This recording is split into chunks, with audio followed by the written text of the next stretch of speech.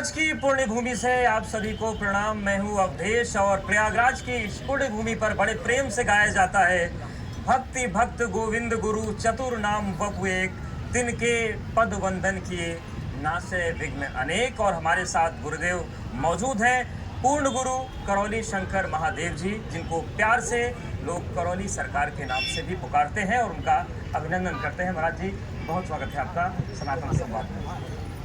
महाराज जी, महाकुंभ की इस धरती पर बहुत सारे मंथन होते हैं, बहुत सारे पुराने विषय हैं उस पर भी बात होती है, जो नए विषय होते हैं उन पर भी बात होती है, और आपके चमत्कारों की चर्चा भी होती है।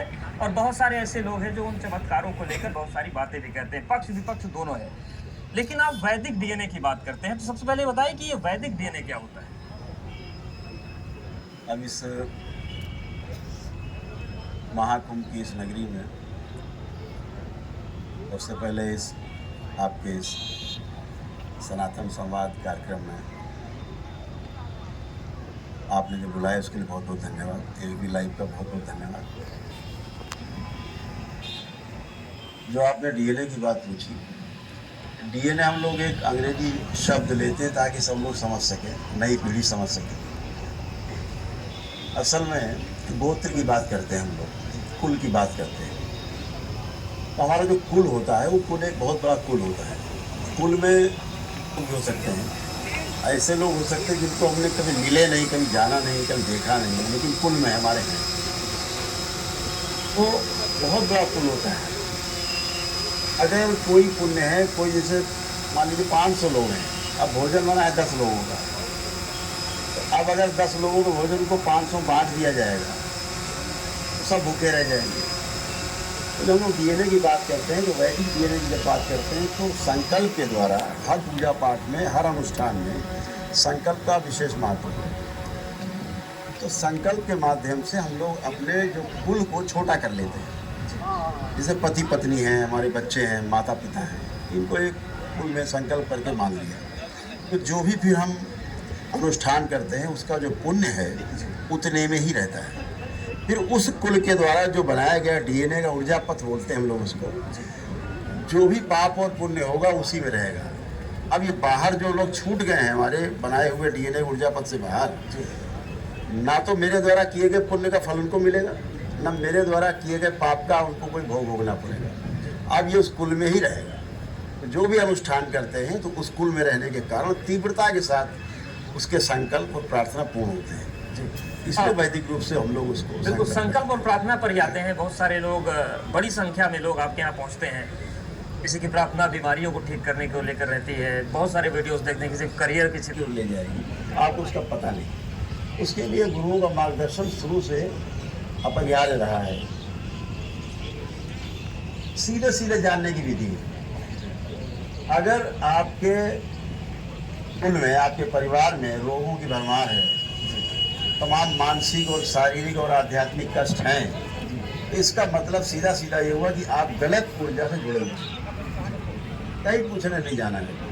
अगर बीमारियां हैं, ठीक नहीं हो रही, शारीरिक हो, मानसिक हो, आध्यात्मिक हो, कोई प्रगति नहीं हो रही, तो निश्चित रूप से आप समझ लीजिए कि आप गलत हम जीते, वहाँ पर द्वार चलता था, गुरुओं ने सिखाई नहीं सिखाई, और धीरे धीरे बहुत सारा विज्ञान हमारा शायद वो नष्ट हो गया। क्या उस विरासत को आगे बढ़ा रहे हैं? क्या ऐसे शिष्य आप बना रहे हैं जिनको ये विज्ञान आगे बढ़ाएं? हाँ बिल्कुल। दरबार प्रत्येक पूर्णिमा को जो भक्त दरबार आते हैं, जुड़ते हैं, वैदिक प्रक्रिया करते हैं, वह और उनके परिवार स्वस्थ होते हैं। स्वस्थ होने के बाद कृतज्ञता के रूप में वो बाबा से, हमारे गुरुदेव से दीक्षा प्राप्त करते हैं, और दीक्षा प्राप्त करके दरबार से जुड़ते हैं। और दीक्षा के उपरांत जो मंत्र जब फिर वो तंत्र की बुद्धि जाते हैं, विधा में जाते हैं, सीख रहे हैं, और हजारों लोग इस विधा को आगे बढ़ाने में सहयोग कर रहे हैं। और निकट भविष्य में, बहुत ज़्यादा लंबा समय में, 2025 में आपके सामने परिणाम होंगे कि करौली शंकर महादेव के दरबार से हजारों बाबा माँ के जो शिष्य हैं वो तंत्र में दीक्षित होकर के लोगों की सेवा करते आपको मिलेंगे। लेकिन महाराज जी, अब मेरे मन में एक प्रश्न और भी आ रहा है। प्रश्न खैर पत्रकारों के मन में आते हैं, और कोई प्रश्न अगर आपको लगे कि मर्यादा की सीमा ला रहा है तो पहले ही माफी मांग लेता हूँ। लेकिन जब आपके पास हर चीज़ का इलाज है, हर ऊर्जा को, नकारात्मक ऊर्जा को सकारात्मक कर सकते हैं, तो जो लोग आपको ट्रोल करते हैं या जो लोग आपको पाखंड से जोड़ने लगते हैं, उनकी मानसिक स्थिति आप क्यों नहीं सही कर पा रहे? तो कैमरा चला रहे हैं, हम इनको क्या डायरेक्शन दे सकते हैं, हमें पता नहीं इसके बारे में, लेकिन हम ध्यान देने लगे। जब उनको पता ही नहीं है उसके बारे में, विद्या के बारे में नहीं पता, या तो आओ अनुभव करो। मैं सबको आमंत्रित तो करता क्या आप ओपन चैलेंज दे रहे हैं? हूं, एकदम खुला, सभी को, सबको, टोटल को आइए, दरबार आइए, सबका स्वागत है। और समझिए विज्ञान को। अगर ये विज्ञान वाकई में ऐसा है कि बिना औषधि की केवल अपने प्रार्थना और संकल्प से आप स्वस्थ हो रहे हैं, तो इसमें विरोध कहाँ है? विरोध वो लोग कर रहे हैं जिन्हें पता नहीं है विज्ञान, और सही कर रहे हैं। उन्हें बिल्कुल नहीं पता है, कभी सुना नहीं, कभी देखा नहीं, तो विरोध बहुत स्वाभाविक। लेकिन मेरा ये कहना है कि जब तक आप जान न लें ठीक से, तब तक आप उसको माने नहीं, बिल्कुल नहीं माने। तो जानने के लिए दरबार आना होगा। आप इस तरह शिविर लगा सकते हैं, हम यहाँ करवा सकते हैं। इसके लिए आवश्यक लिखा आप दरबार ही आ पाएँ। आप कहीं लगा लें, गंगा किनारे लगा लें, जमुना किनारे लगा लें, नर्मदा किनारे लगा लें, कहीं शिविर लगा लें दिन का, और बुला लीजिए सारे मीडिया कर्मी, बुला लीजिए, उनके परिवार बुला लीजिए, पहले उन्हीं को देख लिया जाए कि स्वस्थ होते कि नहीं होते अपने संकल्प प्रार्थना से। अगर अपने प्रार्थना और संकल्प से स्वस्थ होते हैं तो इसको आपको फैलाना चाहिए, बढ़ना चाहिए। यस जाना चाहिए, या फिर उस दिन से हमें बात को छोड़ देना चाहिए।